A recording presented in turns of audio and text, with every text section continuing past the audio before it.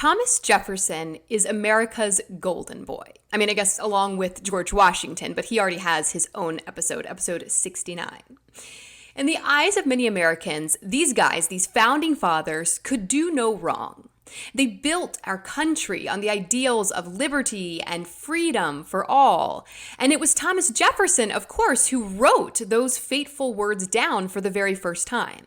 Thomas Jefferson, who drafted the Declaration of Independence and wrote, quote, "We hold these truths to be self-evident, that all men are created equal, that they are endowed by their Creator with certain inalienable rights, that among these are life, liberty, and the pursuit of happiness, that to secure these rights, governments are instituted among men, deriving their just powers from the consent of the governed," end quote.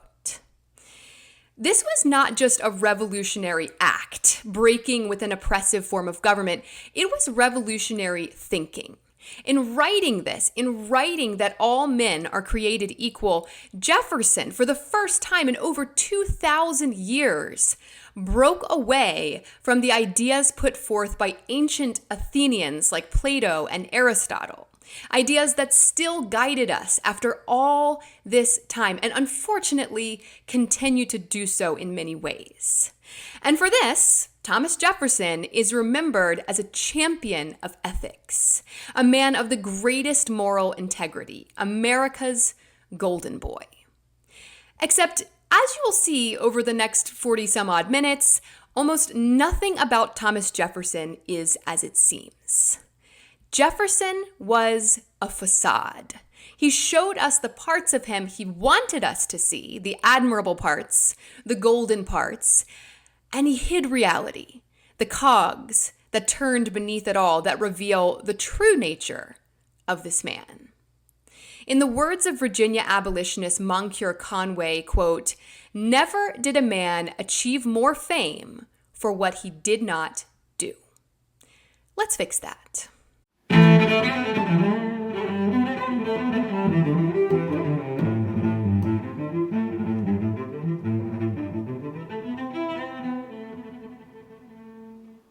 Hello, I'm Shayla Fontaine, and you're listening to History Fix, where I discuss lesser-known true stories from history you won't be able to stop thinking about. Remember, if you want to watch the video version of this episode, me talking with images that go along with the story, you can find that on YouTube or patreon.com/historyfixpodcast. I have not done much to conceal my true feelings for Thomas Jefferson. So if you've been listening to History Fix for a while, then you probably already know my thoughts on him.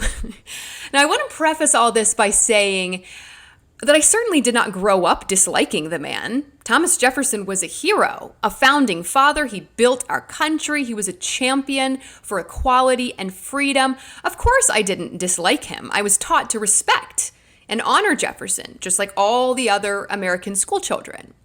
It really wasn't until I started diving fairly thoroughly into historical research about various topics that I began to see the man Jefferson truly was. Because just like Christopher Columbus and Henry VIII, Thomas Jefferson keeps popping up in all kinds of stories. He keeps showing up in everyone else's stories.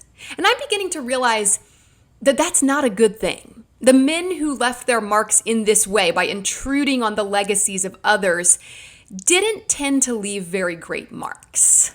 So in honor of American Independence Day, the 4th of July, which was a couple days ago, I bring to you the real story of founding father Thomas Jefferson. It is time to pull down the facade.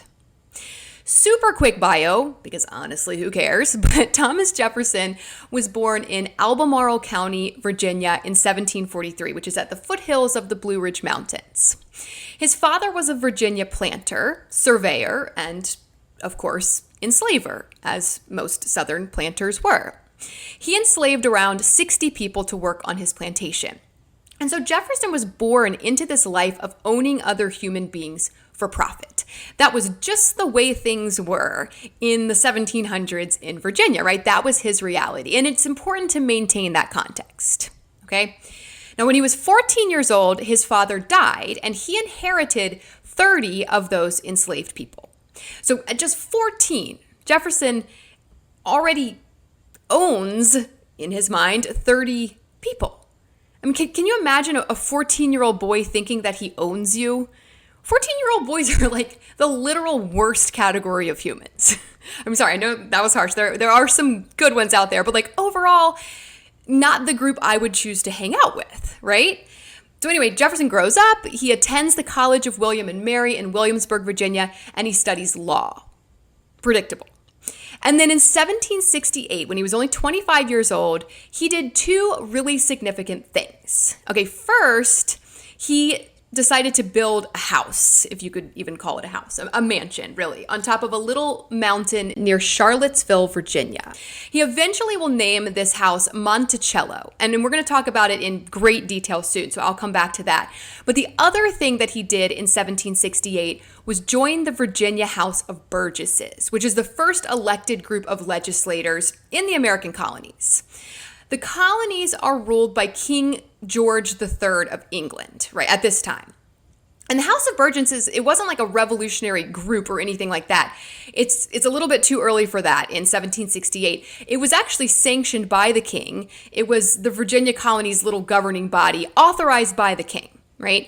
Encyclopedia Britannica says of these two 1768 moves, quote, "These decisions nicely embodied the two competing impulses that would persist throughout his life, namely to combine an active career in politics with periodic seclusion in his own private haven. His political timing was also impeccable, for he entered the Virginia legislature just as opposition to the taxation policies of the British Parliament was congealing." End quote. So yeah, just as things are heating up between the British government and the colonies, Jefferson enters into Virginia politics. He also gets married right after this to a very wealthy widow named Martha Wales Skelton, whose dowry more than doubled his holdings in both land and enslaved humans.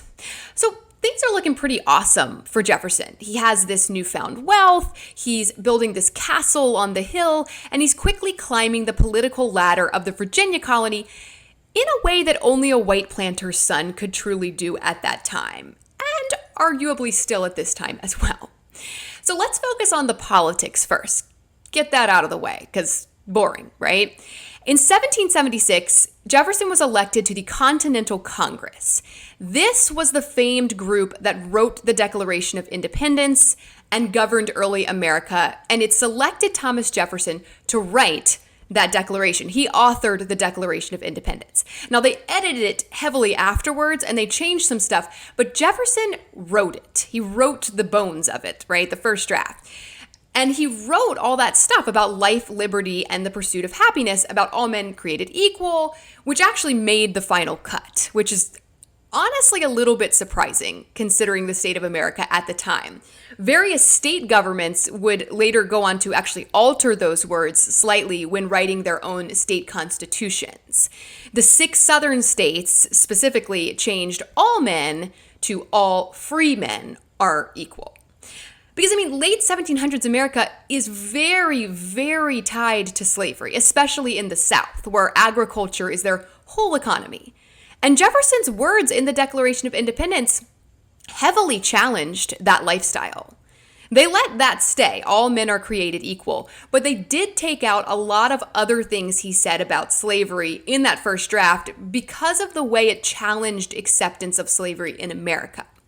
Historian John Chester Miller wrote in his book, The Wolf by the Ears, Thomas Jefferson and Slavery, quote, "The inclusion of Jefferson's strictures on slavery and the slave trade would have committed the United States to the abolition of slavery," end quote. And they did not want it at that time. I mean, some did. Massachusetts basically abolished slavery in 1780 based on this notion that all men are created equal. But most of the newborn country did not want to go anywhere near abolishing slavery. And we know in hindsight that it took a bloody civil war in the next century to actually accomplish that. So what did Jefferson say about slavery in that first draft that was so controversial that they had to take it out? Well, in a section about American grievances towards King George III, laying out their grievances, why they felt that he was ruling them unjustly, he wrote, apart blaming King George for slavery in America.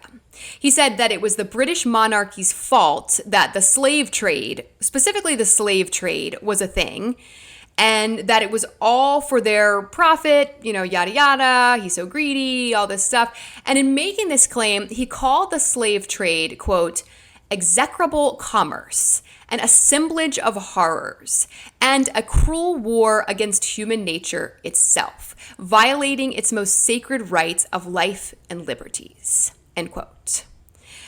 So yeah, they took that part out because, like Miller said, you can't say those things in a founding document of your country and then continue to do it, continue to enslave people and trade and profit off of human beings, continue this, quote, cruel war against human nature itself.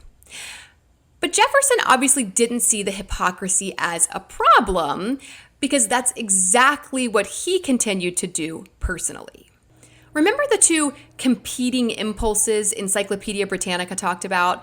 There was this political side to Jefferson, and then there was this personal, reclusive side. And they were like two completely different people. Because while he wasn't in Philadelphia calling the slave trade an assemblage of horrors and pointing fingers of blame at the King of England, he was at home, at Monticello, his mansion on the mountain, perpetuating the very horrors he so publicly spoke out against. In his lifetime, Thomas Jefferson enslaved around 600 people. They built Monticello. They worked the surrounding fields and factories that funded it. They kept it running, attended to its every need, to the needs of the Jefferson family and their many guests, as many as 40 guests at one time, more a hotel than a home. It was an army of enslaved people who did all of this. But Thomas Jefferson wasn't stupid. He knew enough to know he couldn't outwardly bash slavery and then go home and flaunt hundreds of slaves to his esteemed guests. And so he did his best to keep that side of things hidden. The cogs in a machine are not often visible. There's a shiny sheet of metal slapped on top, and that is what Jefferson did with Monticello. In a Smithsonian Magazine article, historian and author of the biography Master of the Mountain, Thomas Jefferson and His Slaves, Henry Winesek writes, quote, Thomas Jefferson's mansion stands atop his mountain like the Platonic idea of a house. A perfect creation existing in an ethereal realm literally above the clouds. To reach Monticello, you must ascend what a visitor called this steep, savage hill, through a thick forest and swirls of mist that recede at the summit, as if by command of the master of the mountain. If it had not been called Monticello, said one visitor, I would call it Olympus, and Jove its occupant. The house that presents itself at the summit seems to contain some kind of secret wisdom encoded in its form. Seeing Monticello is like reading an old American Revolutionary manifesto. The emotions still rise. This is the architecture of the New World, brought forth by its guiding spirit. In designing the mansion, Jefferson followed a precept laid down 2 centuries earlier by Palladio. We must contrive a building in such a manner that the finest and most noble parts of it be the most exposed to public view, and the less agreeable disposed in by places, and removed from sight as much as possible, end quote. Now, you may take that to mean like, hey, let's not put the toilet in the living room, right?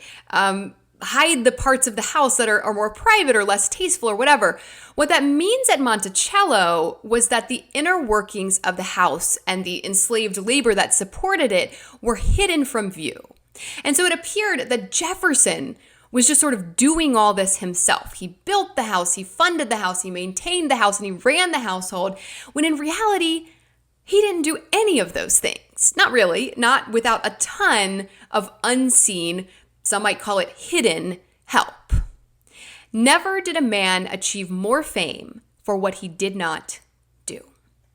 Winesek goes on, quote, the mansion sits atop a long tunnel through which slaves, unseen, hurried back and forth carrying platters of food, fresh tableware, ice, beer, wine, and linens, while above them 20, 30, or 40 guests sat listening to Jefferson's dinner table conversation.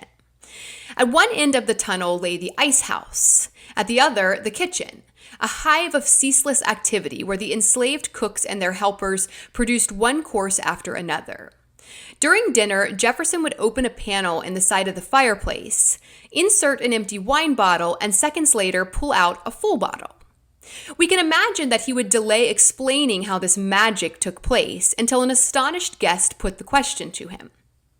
The panel concealed a narrow dumbwaiter that descended to the basement. When Jefferson put an empty bottle in the compartment, a slave waiting in the basement pulled the dumbwaiter down, removed the empty, inserted a fresh bottle, and sent it up to the master in a matter of seconds. Similarly, platters of hot food magically appeared on a revolving door fitted with shelves, and the used plates disappeared from sight on the same contrivance. Guests could not see or hear any of the activity, nor the links between the visible world and the invisible that magically produce Jefferson's abundance." End quote. I like that description because it really demonstrates this sort of vanishing act, this magic trick, this wool Jefferson was pulling over people's eyes, that he was this valiant, righteous man who had accomplished so much with his own two hands. In reality, he didn't do any of that. He forced other people to do it for him, and then he hid them from sight so he could claim the credit. Many of the people he enslaved who kept Monticello running lived in cabins on Mulberry Row near the mansion. So you have to understand this was really more of like a small town than a house or a plantation. It had fields with crops and stuff, and then the mansion, of course, but it also had industry. There were cabinet makers, a dairy, stables, a small textile factory, blacksmiths, brewers, cooks trained in French cuisine, painters, millers, weavers, a nail factory run by enslaved boys ages 10 to 12. He was trying to make it this self-sufficient thing, right? The people he enslaved didn't just tend to the house and the crops like on a normal plantation. They were tradesmen, and they created all these things, these goods that they sold for money that went straight to Jefferson, of course, because they were enslaved, and the vast majority of the people doing this work were unpaid. Winesek writes, quote, "It seems puzzling that Jefferson placed Mulberry Row with its slave cabins and work buildings so close to the mansion. But we are projecting the present onto the past. Today, tourists can walk freely up and down the old slave quarter. But in Jefferson's time, guests didn't go there, nor could they see it from the mansion or the lawn. Only one visitor left a description of Mulberry Row, and she got a glimpse of it only because she was a close friend of Jefferson's, someone who could be counted upon to look with the right attitude. When she published her account in the Richmond Inquirer, she wrote that the cabins would appear, quote, poor and uncomfortable only to people of, quote, northern feelings, end quote. Winesek talks in detail about the nail factory. Jefferson was particularly proud of this nail factory where he forced little boys to hammer anywhere from 5,000 to 10,000 nails all day long because it was super profitable. Of the nailery, Jefferson wrote, quote, "My new trade of nail making is to me in this country what an additional title of nobility or the ensigns of a new order are in Europe," end quote. He also wrote, quote, "A nailery which I have established with my own Negro boys now provides completely for the maintenance of my family," end quote. And in a letter to a Richmond merchant, quote, "My groceries come to between $400 and $500 a year, taken and paid for quarterly. The best resource of quarterly payment in my power is nails, of which I make enough every fortnight to pay a quarter's bill," end quote. So cool, he's bragging about how much money he's making from forcing little boys to forge nails all day long. Meanwhile, his biggest competition as far as selling nails, the state penitentiary, where they forced prisoners to make nails and sell them. And somehow he's not seeing the connection that he's essentially treating children as prisoners. The prisoners are the little boys' biggest competition in the nail business. Like, that's absurd. He's clearly not seeing it because he's literally bragging about it in his letters. So it's not a problem to him. And so what's the counter argument going to be, even shockingly in modern times? Well, I'll tell you because I hear it again and again in response to anything that I put out about slavery. Well, he treated them really well, though. That's what people will say. Jefferson treated his slaves really well. Those boys were happy to work in that nail factory. They were learning a trade, and they were well fed, and they had clean clothes and a place to sleep. They were lucky. They were some of the lucky ones. I hear it all the time. He treated them well.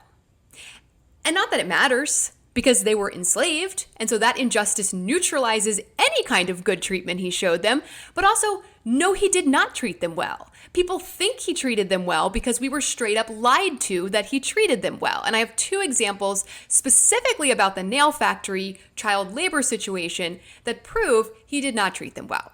First, Winesek writes about, quote, a letter has recently come to light describing how Monticello's young black boys, the small ones, ages 10, 11, or 12, were whipped to get them to work in Jefferson's nail factory, whose profits paid the mansion's grocery bills. This passage about children being lashed had been suppressed, deliberately deleted from the published record in the 1953 edition of Jefferson's Farm Book, containing 500 pages of plantation papers. That edition of the Farm Book still serves as a standard reference for research into the way Monticello worked. End quote. Deliberately deleted, omitted from a collection of other papers because it talked about beating children, which they obviously knew was wrong in 1953, or they wouldn't have omitted it. But they kept it quiet in order to preserve Jefferson's reputation. And it's still the standard reference. We're still using this as a reference to how things were at Monticello. Omission is as good as lying. In 1941, a biography about Jefferson written for young adults ages 12 to 16 came out that mentioned the nailery in the most toxically positive way ever. It said, quote, in this beehive of industry, no discord or revilings found entrance. There were no signs of discontent on the black shining faces as they worked under the direction of their master. The women sang at their tasks, and the children old enough to work made nails leisurely, not too overworked for a prank now and then. End quote.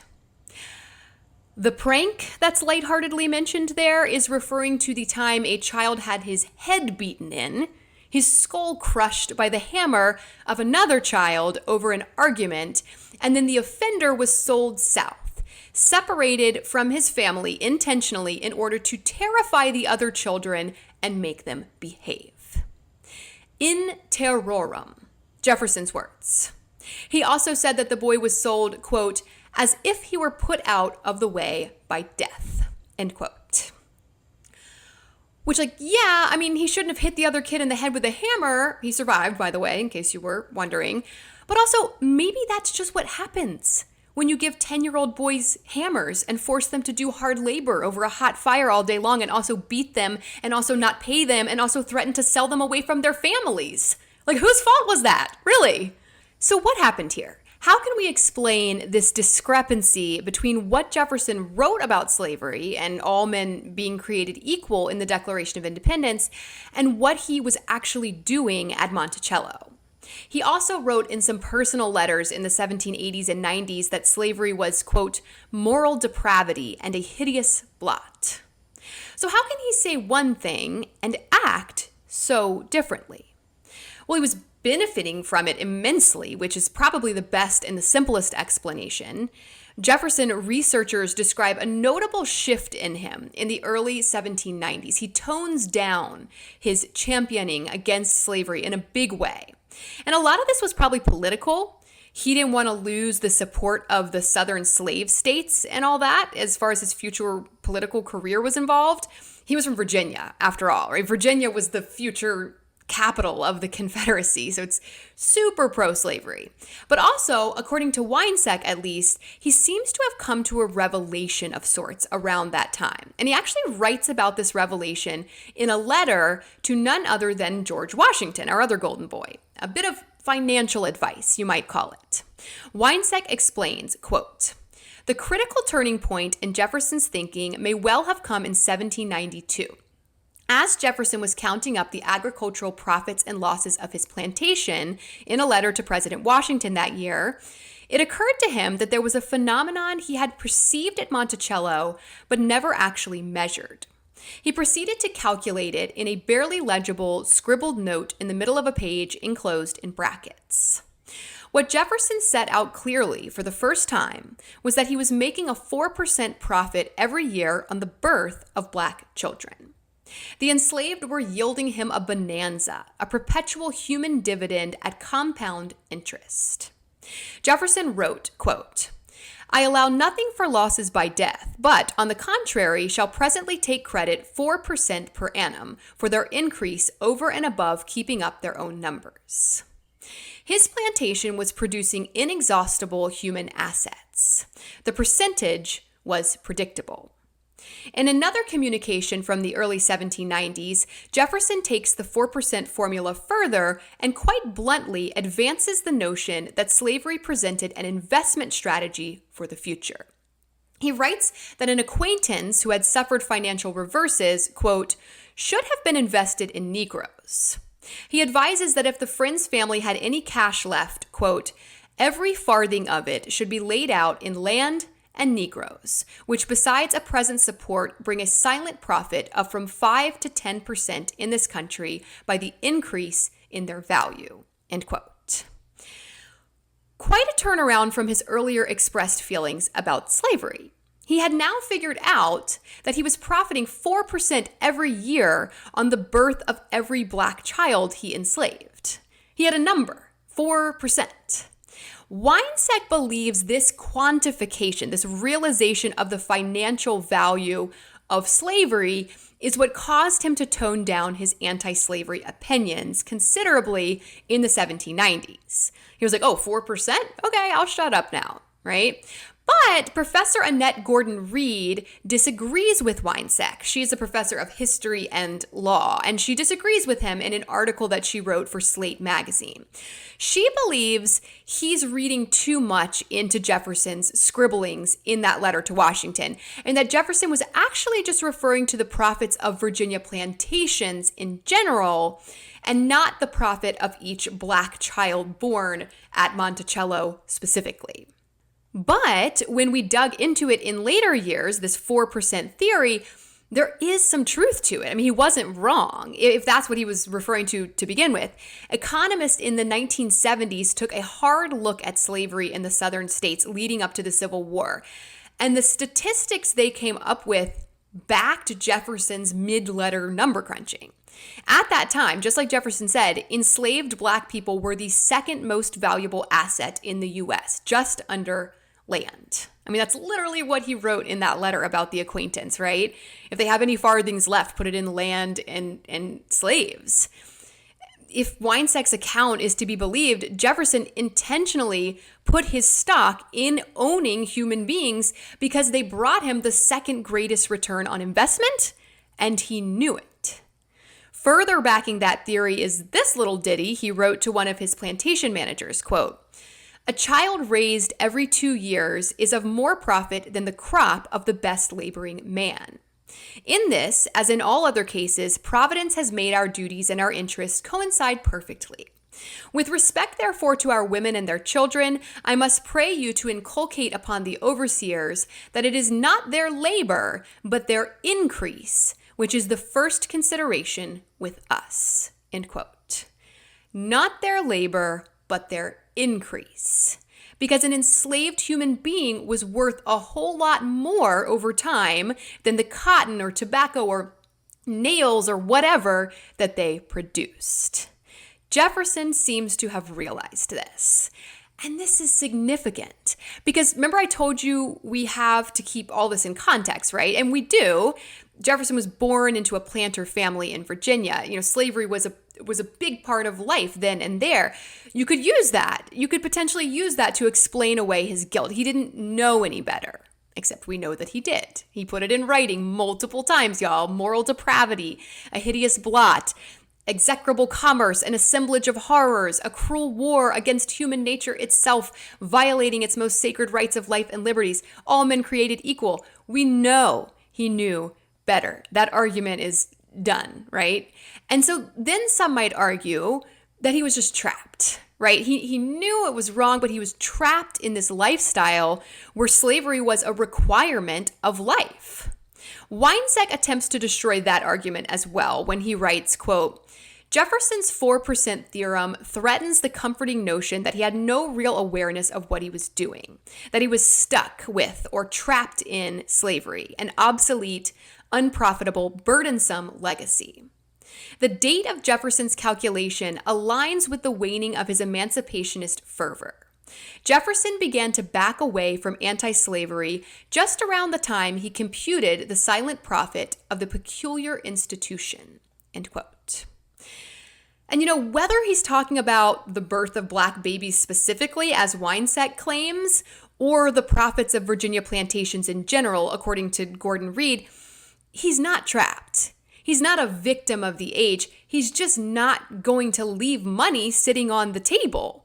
4% profit every year, to be exact. As you probably already know, Jefferson went on to serve in various important political roles in the early government. He became governor of Virginia in 1779. He was Secretary of State under George Washington when the capital was still in Philadelphia, and then he was vice president under John Adams after the move to Washington, D.C. And in 1801, he was elected as the third president of the United States. That's a lot of political movement. That's a lot of critical elections. And so I think he also toned down this anti-slavery sentiment to appeal to more voters at that time.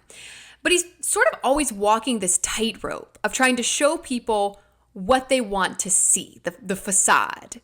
He's not calling slavery a hideous blot while he's running for president and trying to secure the votes of the slave states in the South, but he's also not going to move the hundreds of people he enslaves to the White House and reveal how much of a hypocrite he actually is to the North either.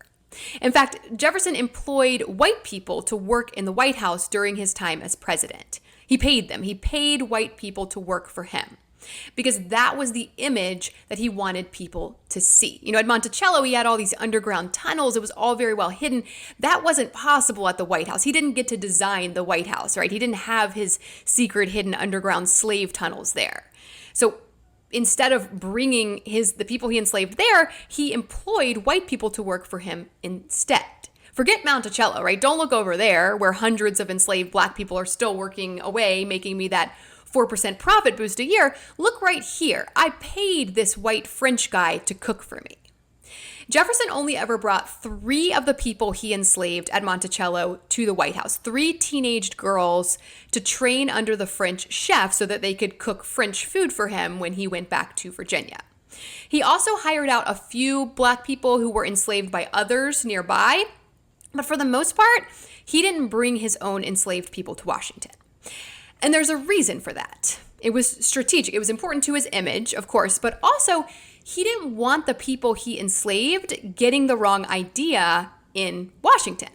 Washington, D.C., even at that time in the early 1800s, had a thriving free black population. And he didn't want the people that he enslaved at Monticello to come to Washington and realize that they could be getting way more out of life than they were getting, and to start making demands. Because this had actually happened to him before. Okay, so after Jefferson's wife, Martha, died in childbirth back in 1782, he took a couple of his daughters and a couple of the people he enslaved, specifically a brother and sister named James and Sally Hemings. He took them with him and he went to France. He went to Paris with Benjamin Franklin and John Adams to serve as U.S. minister to France. France was a big part of the Revolutionary War. They had come to America's aid in this big way, and so it makes sense, right? They have like this sort of alliance going on right now. So he brought James Hemings along to train in the art of French cooking while he was there. Jefferson was really into French food, in case that isn't super obvious yet. And then he also brought Sally Hemings, James' sister, along as a nurse to his 2 daughters, like a nanny, essentially. Except it will come out later that there was a whole lot more that went into that relationship. We will circle back to that soon. Mainland France didn't have slavery in the 1780s. It was still a thing in their overseas colonies, but not in the country of France itself. And while there, James and Sally saw the way that Black people lived as free people in France. The stark contrast to their own realities was eye-opening, and they actually began to try to negotiate with Jefferson after this to improve their standing back in Virginia. They came back with him. They didn't try to run off and stay in France or anything like that, but they did kind of stick it to him after that. Look at these free Black people in France. We could really have it better back at Monticello. And James was actually able to negotiate his own freedom after this. Jefferson agreed to free him after he trained someone else to do the French cooking stuff that he had learned about. James was actually only one of 2 people out of 600 that Jefferson freed during his lifetime. And so this is likely another reason he didn't bring the people that he enslaved at Monticello to DC. He didn't want them to get any wild ideas and start trying to negotiate as James had done. Now, Jefferson never freed Sally, which is kind of crazy considering the evidence that came out then and since that he had a pretty serious ongoing physical relationship with her. Lena Mann writes for the White House Historical Association, quote, "It was particularly important that Sally Hemings not be seen at the White House. On September 1st, 1802, a journalist named James Callender published a bombshell revelation in the Richmond Recorder. Quote, 'It is well known that the man whom it delighteth the people to honor keeps and for many years has kept as his concubine one of his slaves. Her name is Sally.' The article exposed Jefferson's relationship with Sally, and subsequent media coverage speculated over the paternity of Hemings' children. Jefferson was keen to avoid further discussion on this subject, and therefore, as far as we know, Sally Hemings and other mentions of the Hemings family stayed at Monticello during his entire presidency." End quote. Although he denied it, or just sort of avoided talking about it really at the time, DNA testing done in the 1998 revealed a match between the Y chromosome of Eston Hemings, who was one of Sally's sons, and a male line descendant of Thomas Jefferson's family. His nephews were also ruled out. So was Jefferson definitely the father? Not technically, just a Jefferson male, but not his nephews. But was Jefferson probably the father? Yes, especially considering contemporary claims that he had a sexual relationship with Sally at the time that her 6 children were born, and there is a DNA link to one of them. It's believed that Thomas Jefferson may have fathered all of them, and a plethora of other evidence backs this up. The guy kept crazily detailed records of literally everything he did. And records of his travels prove that he was at Monticello during the estimated dates of conception of all of Sally's 6 children. 4 of those children survived to adulthood, and 2 of them were officially freed by Jefferson in his will only after his death in 1826. But he never freed Sally. She was unofficially freed after his death by his daughter, Martha Jefferson Randolph, who I assume was like, OMG, this is ridiculous. You're dead, Dad. Free this poor woman, the mother of your 6 children, you freaking psychopath. I mean, I don't know. I'm putting words in Martha's mouth here, but that's how I would have felt about that. So when you think about that, you think about the man enslaving 6 of his own children, only emancipating some of them after he was dead. And then you think about those numbers he crunched in that letter to George Washington, that realization that he had earned a 4% profit each year for the birth of every Black child, or just like as a Virginia enslaver in general, whichever it was. And then he himself is producing Black children that he is enslaving and knowingly profiting off of 4% a year. This is one of the most disturbing things I've ever heard. America's golden boy, Thomas Jefferson, was a straight up psychopath who intentionally and methodically hid the horrific truth of who he really was from the public eye then and even now in a way that only a true psychopath would ever dare attempt. Just as Monticello was a facade, a majestic mansion on a mini mountain with underground tunnels and concealed doorways that hid the unpleasantness of what was really happening, the true cost of living in such luxury, so was the man himself. Jefferson said one thing and did another.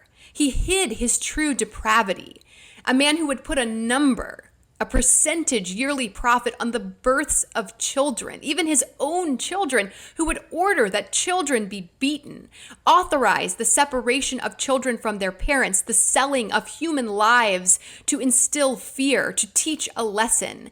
He hid that under flowery words and passionate prose. We hold these truths to be self-evident, that all men are created equal, that they are endowed by their Creator with certain inalienable rights, that among these are life, liberty, and the pursuit of happiness. These are the words upon which we built our country, the words that solidified Jefferson as the moral champion of America. What an absolute sham. Yes, Thomas Jefferson and George Washington are both America's golden boys. And yes, both of them fell short when it came to dealing with slavery in early America. But what I find so strange is that Jefferson emerged as the one who was anti-slavery, the one willing to call it out as wrong with words like cruel, depraved, and hideous. Jefferson is remembered for this. And yet he's the one writing to Washington with this 4% revelation. Washington, who freed all of the people he enslaved, albeit after his death, because he was disgusted that slavery had made human beings into money, like, quote, cattle in the market. Washington freed all the people he enslaved in his will after the death of his wife, Martha, who chose to free them even earlier while she was still alive. And this was mostly because Washington's stupid decision to do that had put like a huge bounty on her head. He was basically like, okay, you guys, you can be free after my wife dies, but also please don't kill my wife because that wouldn't be very nice. Like, okay. Martha's like, yeah, I'm good on that. And she went ahead and emancipated them like pretty immediately. I'm not 100% happy with how that went down. Okay. I think Washington could have done way better as someone who admittedly realized the horrors of slavery, but it's a whole lot better than what happened to the people Jefferson enslaved. Winesek comments on this, quote, "It is curious that we accept Jefferson as the moral standard of the founders' era, not Washington. Perhaps it's because the father of his country, Washington, left a somewhat troubling legacy. His emancipation of his slaves stands as not a tribute, but a rebuke to his era and to the prevaricators and profiteers of the future, and declares that if you claim to have principles, you must live by them." End quote. That is not exactly a message the powers that be today want to accept. They don't live by their own principles. And so to see a man like Thomas Jefferson pull this off and get away with it in a big way, somehow come off as some kind of moral hero, I mean, it just makes sense when you look at it and when you look at who's benefiting from that precedent now. Now, unlike Washington, Jefferson continued to enslave people even after his death. He made no plans for emancipation in his will, as Washington had done, except for 5 people. 2 of his sons with Sally Hemings, Sally's half-brother, a blacksmith, and a carpenter. The rest of them weren't even free after his death. So what happened to them? I will let Henry Winesek explain. He writes, quote, "After Jefferson's death in 1826, the families of Jefferson's most devoted servants were split apart. Onto the auction block went Caroline Hughes, the 9-year-old daughter of Jefferson's gardener, Wormley Hughes. One family was divided up among 8 different buyers, another family among 7 buyers. Joseph Fawcett, a Monticello blacksmith, was among the handful of slaves freed in Jefferson's will, but Jefferson left Fawcett's family enslaved. In the 6 months between Jefferson's death and the auction of his property, Fawcett tried to strike bargains with families in Charlottesville to purchase his wife and 6 of his 7 children. His oldest son, born ironically in the White House itself, had already been given to Jefferson's grandson. Fawcett found sympathetic buyers for his wife, his son Peter, and 2 other children, but he watched the auction of 3 young daughters to different buyers. One of them, 17-year-old Patsy, immediately escaped from her new master, a University of Virginia official. Joseph Fawcett spent 10 years at his anvil and forge, earning the money to buy back his wife and children. By the late 1830s, he had cash in hand to reclaim Peter, then about 21, but the owner reneged on the deal. Compelled to leave Peter in slavery and having lost 3 daughters, Joseph and Edith Fawcett departed Charlottesville for Ohio around 1840. Years later, speaking as a free man in Ohio in 1898, Peter, who was 83, would recount that he had never forgotten the moment when he was, quote, put up on the auction block and sold like a horse. How's that for life, liberty, and the pursuit of happiness?